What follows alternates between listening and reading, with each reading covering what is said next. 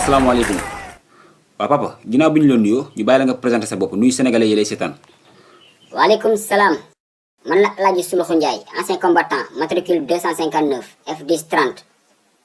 waaw papa Suluxu gis nañ ne fan yi émigration clandestine bi maanaam mbënn bi bëri na trop. d'ailleurs am na gaal bu explosé dernièrement ba am plus de 100 personnes yoo xam ne ñàkk nañ ci seen bakkan. yow phénomène boobu jeunes yi jëlaat noo ko gisee ak lan moo ci sa xalaat. non père non bul jooy nag soo jooyee damay jooy de bàyyil gañ yi waay papa ngir yàlla yow expert nga sa xam-xam la ñu soxla pour trouver solution. ok boy non sama xol moo tooy mais garaawul dinaa bëri sama xol ma wax mais boy lii dafa métti nekk ndaw toll sa buntu àdduna te amoo liggéey. boy dañoo gore sàcc ñu fenn ñu bëgg lu ñu am rek moo tax ñuy sangu géej gi mais su dëkk bi amoon liggéey duñu dem fenn de. waaw loolu dëgg la liggéey moom amul.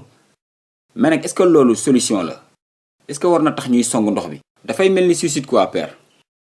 lu suicide boy. suicide mooy xaru. boy du xaru de danga tollul fi ñu toll rek am na fu góor di toll am rek lay gis.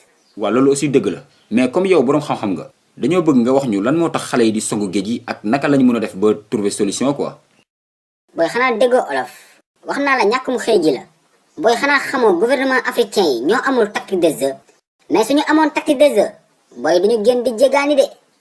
président africain yi xam nga lu leen saf ay 3e mandat moo leen saf ay 20e mandat ñoom daal nañu toog ci fauteuil présidentiel bi di fël-fëlaale sànneeku peccaani paccal lingom def lu leen saf. ah bon kon loolu nga gis yow père.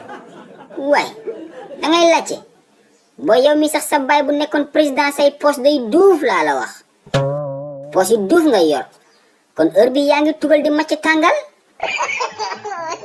boy su ma sañoon nekk président de dégg naa neex na trop sax taw féex rek la.